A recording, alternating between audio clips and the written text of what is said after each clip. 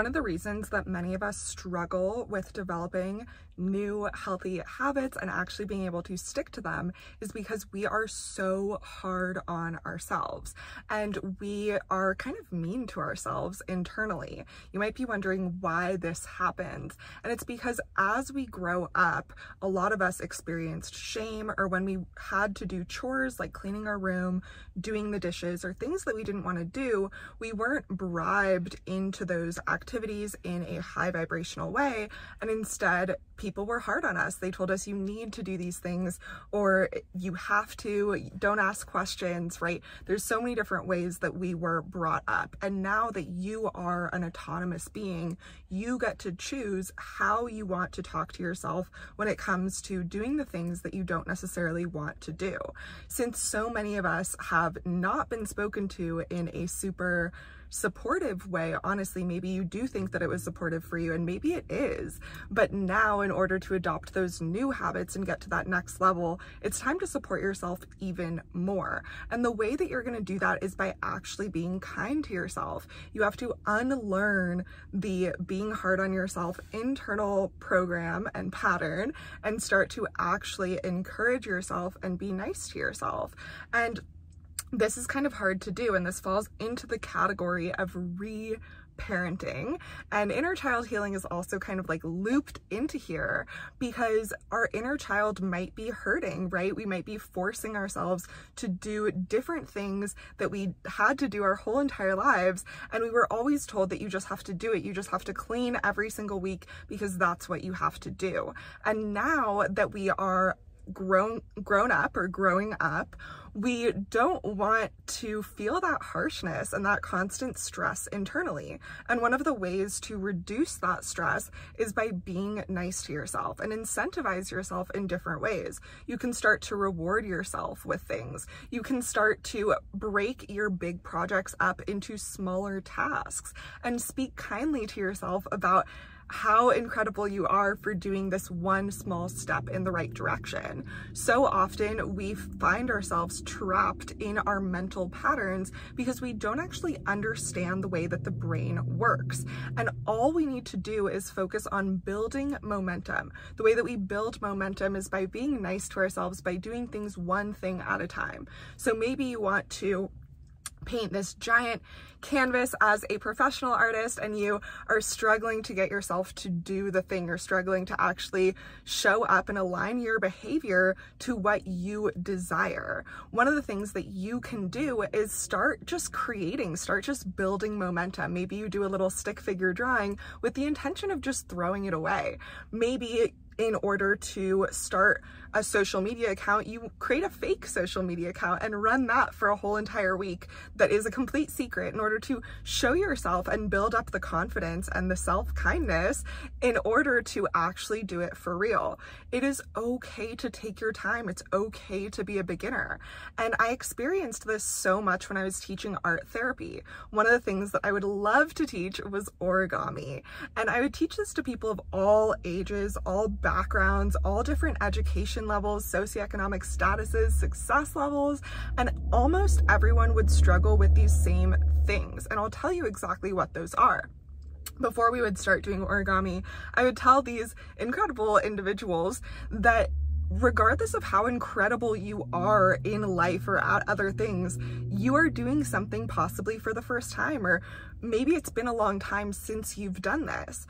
So you might notice yourself getting flustered and getting overwhelmed as you start to try to fold the little papers together and things like that. And this is your opportunity to be nice to yourself. Don't allow yourself to spiral out of control. Embrace being a beginner. And we would all say affirmations together and we would really set the scene for an incredible origami session. And lo and behold, 9 times out of 10, 5 minutes after that, more than half the people were already completely spiraled out. And it had nothing to do with how smart they were or how capable they are or how successful they are. This is just one of the things that the brain does. We get flustered when we're being hard on ourselves. So when that individual finds themselves unable to get things perfectly and getting in their head and getting super flustered, oftentimes, if we break down what is really happening, you're telling yourself, this should be easy for me. I should be able to figure this out. And what we're doing by doing that is we're shaming ourselves and we're judging ourselves. We're being hard on ourselves, trying to get ourselves to make it easier for ourselves. But what this does is it actually takes a lot of our energy. It creates more stress, and it makes something as simple as folding a little origami square actually really stressful. So one of the ways that we can start to reduce a lot of stress in our life is to not create that stress with that negative conversation.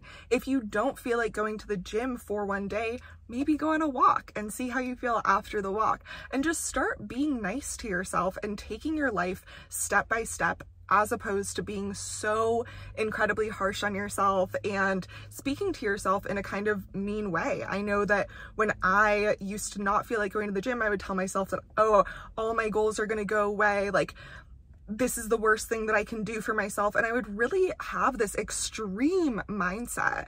And while that did help me go to the gym, it also made me feel so stressed throughout all of my workouts. I never enjoyed them. And now I get to enjoy my workouts fully without any stress, because I only work out when I want to, and I ended up wanting to work out a lot of the time. So that habit wasn't even something that I had to stress about in the first place. When I just allow myself to enjoy exercise, or when I just allow myself to get to know myself, oftentimes I actually do want to be active at some point in the day. And you might be the same way. Maybe you're stressing about doing habits a certain way, or maybe you are trying to fit into a certain mold that you don't even realize that you're trying to fit into. And maybe you're the type of person that just does things a little bit differently, and that is okay. I am able to stick to my workouts all the time, but I dance through my workouts. Sometimes I'm crying through my workouts. I use that time as my me time, and I really, really enjoy that time. So whatever habit you are struggling to stick to, it's probably because you don't like it and it's not enjoyable. And whatever you are struggling with, you can make it more enjoyable by making it an experience where you just get to know yourself. This is your time to master your internal dialogue, to work on being nice to yourself. Maybe you don't feel confident in the gym, and that's completely okay. So maybe this is your opportunity to learn how to talk to yourself when you're going through something that spikes insecurity for you. You can always spin things around and reframe them so that you feel empowered while you are trying to adhere to this habit or this new routine. The worst thing that you can possibly do is be hard on yourself and beat yourself up. One of the things that we often even do is track the things that we don't want to do. Like, sometimes I work with people who don't want to have sugar or want to stop certain addictions, stop drinking wine at night, stop anything else that you're doing uncontrollably. And instead of focusing on a new healthy habit that could support us with releasing something old, we focus so much on how bad it is that we're doing that habit. We focus so much on how bad it feels to continue to break your self-esteem and tell yourself that you're going to stop something, but watch yourself be unable to do that. So what you need to do is just forgive yourself. You can forgive yourself an unlimited times a day. The limit does not exist when it comes to self-forgiveness. If you do things that are not in your highest alignment, forgiving yourself takes you into your highest alignment. Even if you did that thing, you don't need to punish yourself. You can just forgive yourself and move forward. Self-forgiveness sets us free. Self-forgiveness is absolutely a divine consciousness. It is such a sacred energy. And so I encourage you to use it whenever you need to use it. You don't have to be perfect. If you're trying to stick to a new habit or to do something new and you do it just one time and then you can't do it again, you did it one time more than you've ever done it before, and that is worth celebrating.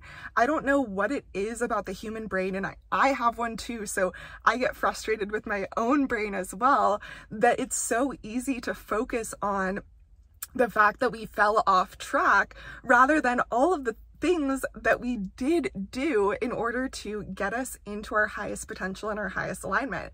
So stop what you're doing and celebrate yourself for what you have done.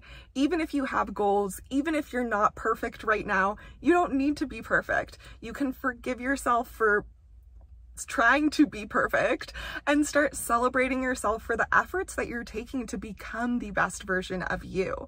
I'm sure that your soul would really, really enjoy and benefit from some deep, nurturing love, because being hard on yourself is hard. It's uncomfortable. And maybe you feel it in your chest. Maybe you feel it with your stress levels or with your anxiety or with your inability to sleep.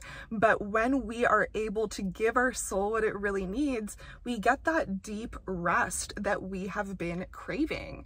And that is what we all deserve in this lifetime. So it's not in a book. It's not in something else outside of you. It starts with how you speak to yourself.